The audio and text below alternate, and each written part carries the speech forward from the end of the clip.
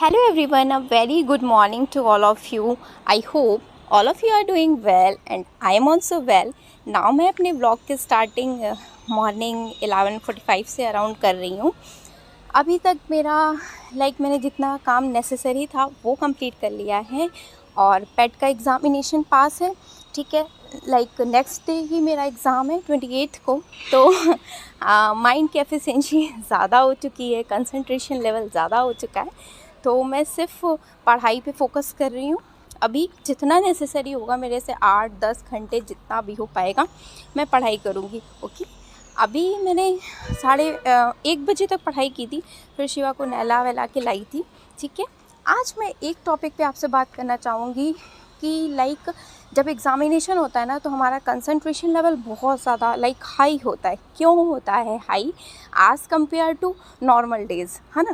Concentration level इसलिए हमारा देखिए हाई होता है क्योंकि हमें पता होता है we have only 2 hours, we have only 4 hours, we have limited time, है ना. In limited time we have to learn each and everything, we have to memorize each and everything, है ना. ये हमारे दिमाग में ये सारी चीज़ें होती हैं कि भाई टाइम कम है तो जल्दी जल्दी जितना पढ़ा है उसे रिवाइज़ कर लो, एटलीस्ट इतने में से जो आए वो फंस जाए. यही चीज़ अगर यही एफिशिएंसी यही चीज़ें हमें पहले से हों तो हम अगर 2 घंटे भी पढ़ाई करते हैं ना तो वो मोर देन इनफ होती है. तो हमें बस यही सोचना है. आज मैं यही बैठे बैठे सोच रही थी कि यार मैंने इतना ज़्यादा पढ़ लिया. लिटरली मैंने जो जीएस पढ़ा था ना सारा कुछ रिवाइज़ कर लिया, हिस्ट्री रिवाइज़ कर ली थी.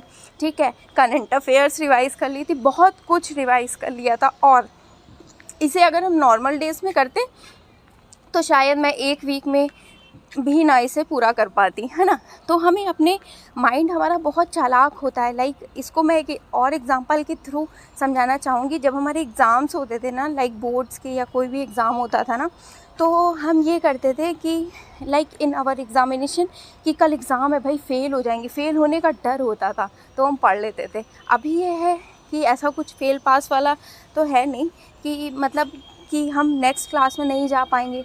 बस यही चीज़ हमें समझना होगा कि हमारे पास समय अब कम है क्योंकि बच्चे देखिए बड़े हो रहे हैं. पहली प्रायोरिटी हमें बच्चों को देनी है, दूसरी प्रायोरिटी अपने करियर को देनी, तीसरा हमें ये भी देखना है कि भाई हमारी एज निकल जाएगी तब क्या, करियर नहीं बना पाए तब क्या. अभी मेरी प्रायोरिटी यही है कि मैं अराउंड 30 तक होते होते अपना जितना भी मेरे पास 3-4 बचा है उसमें मैं अपनी एफिशिएंसी प्रोडक्टिविटी को इतना इंक्रीज़ कर लूँ, इतना अच्छे से कर लूँ कि मैं अपनी चीज़ों को 30 तक पहुंच के मैं कवर कर पाऊँ, है ना.